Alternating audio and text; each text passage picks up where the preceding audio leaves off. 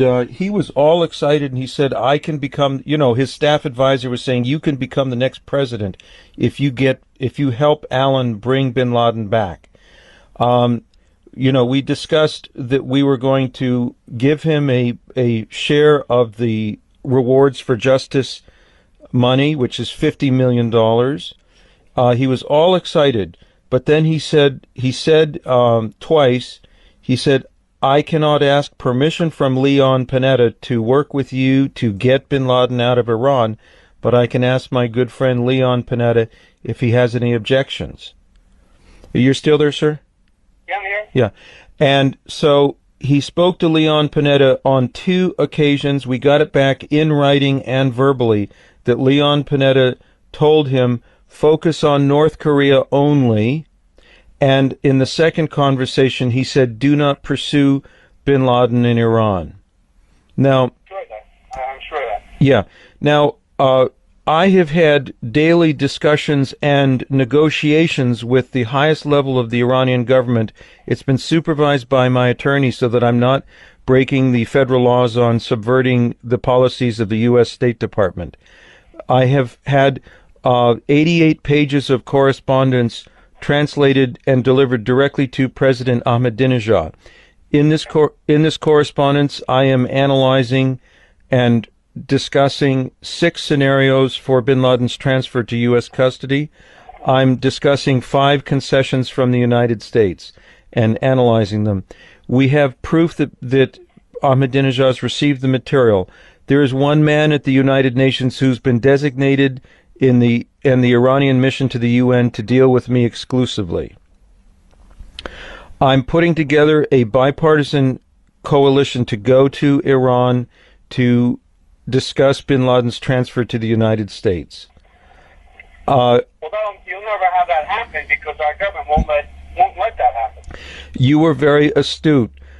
Yesterday I had a conference call with Senator Susan Collins' people, and it included Brandon Milhorn, who's on the Senate Homeland Security and Government Affairs Committee, also Robert Strayer and Molly Wilkinson.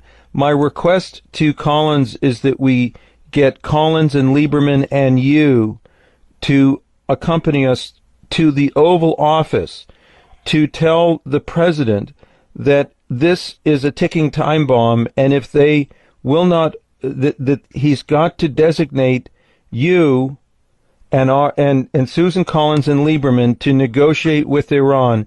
And if he will not do so, we will go public about this in a way, because we've now determined without any doubt, I've got the proof, that Hillary Clinton's fingerprints are all over this policy. She has actually inherited the policy from the Bush administration and enlarged the... Hillary Clinton. Oh, Hillary, yeah. There were 3...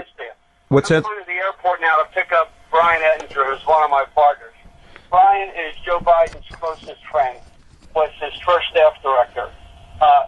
Wait till I pick him up. I would ask you to call me back. Let me have a conference call with Brian in the car with you. I'm in my car, just myself, and I'll have Brian. He just called me, which means he landed. So I'll have him in the car in 15 minutes. You want me to call you in 15 minutes, sir? Call this number back, and you'll be with myself and Brian Ettinger. Okay. Ettinger is Biden's closest friend. He meets with Biden monthly. He was his first legislative director, and he's an attorney. More importantly, Brian is the unpaid chairman of the interagency organized crime task force for the U.S., which he does for Biden, which means he works with all of our agencies. And Biden sends him on secret missions, the most recent of which was to Pakistan, without the State Department involved. Now, you can't mention that while I have Brian on the phone, but I'm telling you that to give you an idea of who he is. Yes, sir. So call me back in... he just called, so he's probably getting off the plane now. Give me 15 minutes and then call back. Very good. I will call you in 15 minutes, and also, sir, privately between us, if we can work out a cooperative agreement, I will share a significant percentage of the rewards for justice. I've always said that. And Alan, let me say this. You told my daughter it was about money. It's really never been about money. You know, I had my daughter's house invaded by the FBI. You've never had that done. They did that to my daughter that you talked to 2 weeks before my election, and they never talked to her. And that intimidation and that threat, I know they've talked to you, but you've never had that done publicly. That was done to me. Yes. My book will be out this year, which is being written by a U.S. attorney, Yes. 23, who is Brian Ettinger's best friend, because he wants to bring out the truth, which is going to rock this country to its roots. So that's been my concern all along. The 5-year statute on being able to do anything against me ends this year. I'm a big supporter of you, sir, and I never wanted to offend anybody, and forgive me for calling your daughter. No, I thought you talked to her, but, you know, you told her that it was about money. My daughter's house was raided by the FBI 2 weeks before. That's what it's about. I see. It's about me not wanting my family abused. I understand, yeah. They never talked to her. Yeah. They raided her to create an incident to get me out of office. Yes. Probably partly because I was dealing with you. I don't know. Well, I know the CIA set me up because I know the names of the people in the agency from other friends.